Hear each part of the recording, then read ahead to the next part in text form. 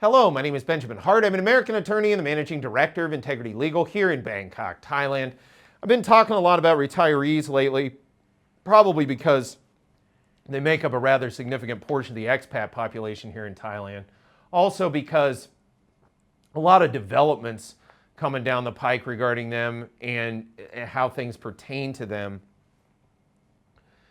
You know, and as the title to this video suggests, I think a lot of the onus for a lot of this can be placed on the on this government. That I think needs to be sort of focused on in the title of this video. You know, I don't think this is a broad desire by anybody in Thailand. And this government, to my mind, is so heavily influenced by the likes of the World Economic Forum. We've done the videos in the past where the now suspended prime minister was having discussions in the Purple Room with the envoy from the WEF. You know, the current acting prime minister was once a communist guerrilla, which I never thought in a million years we'd see somebody like that in that particular position, even in an acting capacity. But I think we're in an odd moment. So, you know, whatever policy, whatever is going on at the moment, what I would say is maybe we all just take a second, take a deep breath and ask ourselves, or say to ourselves, really, this too shall pass, because I expect it probably will, especially where we have a pending Constitutional Court ruling coming regarding the phone call between the now suspended Prime Minister and the foreign potentate Hun Sen over on the other side of the border.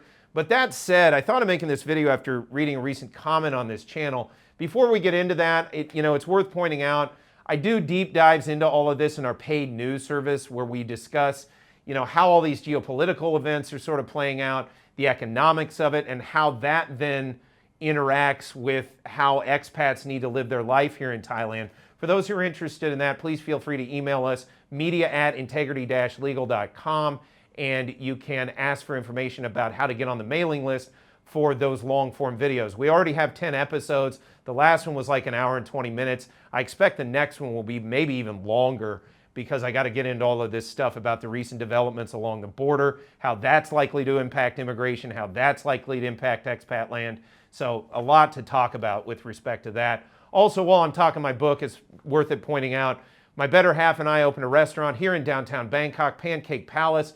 Breakfast anytime, including, as the name implies, pancakes. It's American style food, but we've also got a big English breakfast for those Brits out there, and American diner style food. So we've got cheeseburgers, hamburgers, buffalo wings, chili bowls, pork chops. If you're interested, check out the links in the description below. Come check out Pancake Palace, come on by. That said, quoting from this comment, quote, I did a flight to PP, I think they mean Phnom Penh, back on June 6th for a visa run. Was gone 2 nights and heavily questioned when I returned. I was made to show I booked an onward flight, asked the purpose of my visit, and if I had a girlfriend. In the past, I was welcome. This time I felt like I was being judged as to if I deserved to come back and stay for a couple more months. And I'm a typical looking retired US boomer with no tattoos. Well, first, let's be clear. If you use a lot of visa exemptions, they do start to question more. They start to scrutinize more. Frankly, that's their function. You're not supposed to be living in Thailand using visa exempt status, so I can kind of see that. But it does bring up a good point, and just sort of overall, which is, are they kind of trying to discourage retirees? I did a video recently where I debunked the notion that there was a conspiracy against Western expats. I do stand by that analysis. I don't think it's any kind of conspiracy or concerted effort, but I do think that maybe ill thought out policies are sort of coming together in a confluence of events, a sort of perfect storm, to operate to the detriment of foreigners in Thailand. Again, I think everybody should probably take a big deep breath and say to themselves, this too shall pass, because hopefully in the next 6 or 8 weeks, we're going to be seeing some major changes and hopefully some new policies stemming therefrom.